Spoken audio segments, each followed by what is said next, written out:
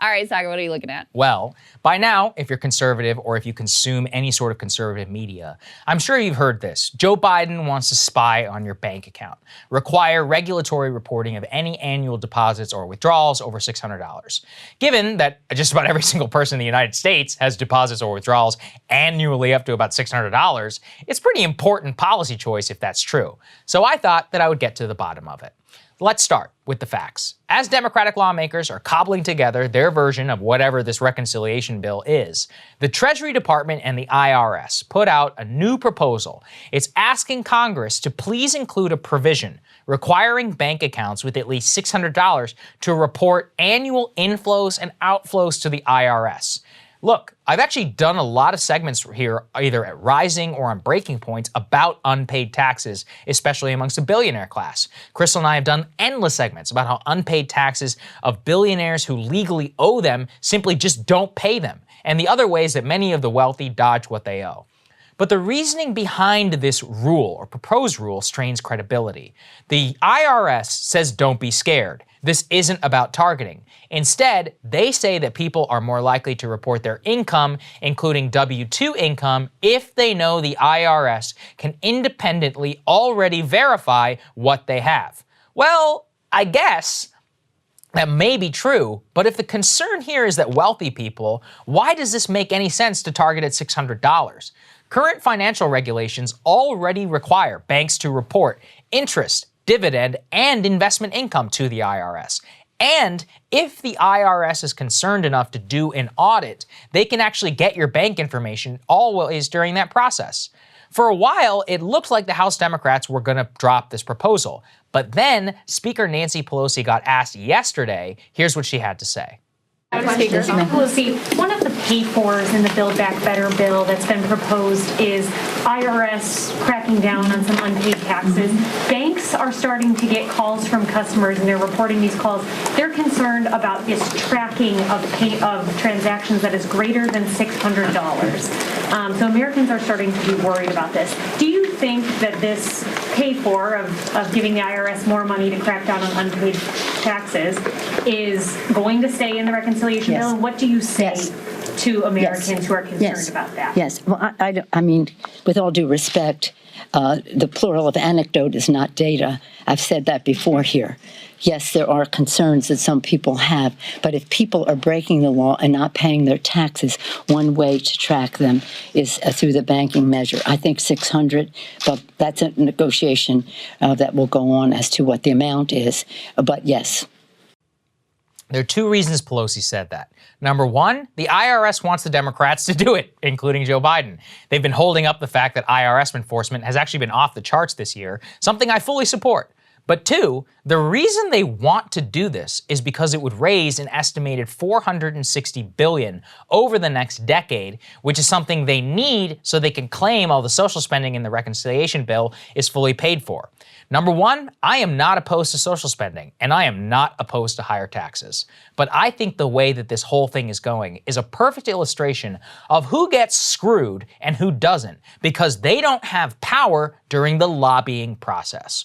Ordinary Americans who have $600 in their bank accounts will have their inflows and outflows reported. The IRS is going to go to bat for that.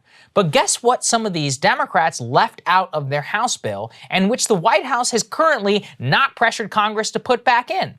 Well, you actually heard it here before on Breaking Points. It's called the carried interest loophole, which is literally a tax break for millionaires and billionaires in venture capital or private equity, which allows them to effectively pay nothing on hundreds of millions of dollars paid annually. Raising the carried interest loophole alone as normal income for the billionaires in private equity would raise $180 billion. That's half of what this $600 proposal were. Or let's just take a basic fairness system here. The proposal for the $600 payment, according to the Treasury Department, would let the IRS look at the inflow and the outflow and compare it to reported income. They say it would be targeted at millionaires. Should you believe them? You know who also often has income that isn't reported and often doesn't match what's in their bank account? People who are poor and work in the service industry or are not W-2 workers, handymen, bartenders, servers, some of the most vulnerable people in our economy. Right now, the IRS is pushing this law.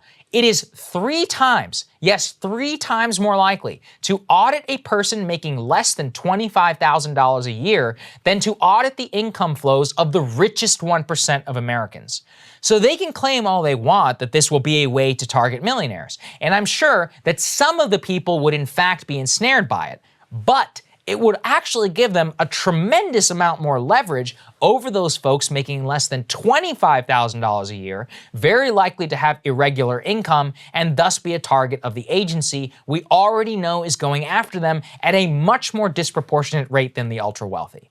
Speaking of, by the way, the wealthiest 1% of Americans, will they really pay more under the Biden proposal? The answer is that while taxes may go up in one area because of the rich giveaway known as the SALT cap deduction, they actually wouldn't pay more at all.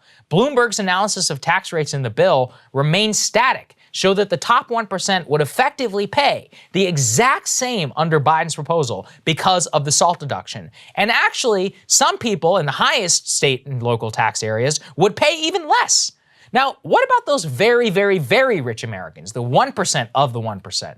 Don't worry, the current plan actually leaves them alone too. If you are worth a cool $100 million and you leave your kids' assets, they don't have to pay a damn dime on that until they're sold. If you never sell, you never have to pay taxes, and you can just borrow against it to live a very lavish lifestyle. Their current calls and plans do nothing to dent the pockets of these super rich. Now, you think their transactions are getting more transparency? No. And where's the IRS calling for that? Are you beginning to see how it all works? Normal Americans who don't have a lobbying firm to make sure that the proposal most likely to show visibility of our data is actually left out of the bill. But if you're a private equity lobbyist, you can make sure the carried interest loophole doesn't show up in there. If you're a millionaire in New York or California, you make it so a member of Congress literally says he will not vote for a bill unless that tax break is in there. Right now, the IRS could even change a rule on its books requiring private equity giants to pay more, and they won't do so. If they want to raise trillions of dollars in taxes, I'm all for it.